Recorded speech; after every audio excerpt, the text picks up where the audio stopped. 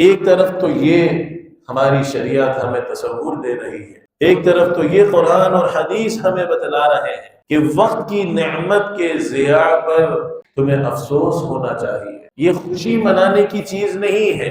New year night کے نام پر آج غیر مسلم، سالگرہ کے نام پر آج غیر مسلم ہمیں ایک تأثر دے رہا ہے، ہمیں ایک کانسیپٹ دے رہا ہے، ہمارے بچوں کے دل و دماغ پہ ایک شعور دے رہا ہے کہ وقت کے نکلنے پر خوشیاں مناؤ۔ ہماری شریعت ہمیں کہہ رہی ہے کہ وقت کے ضیاع پر تو افسوس کرنا چاہیے۔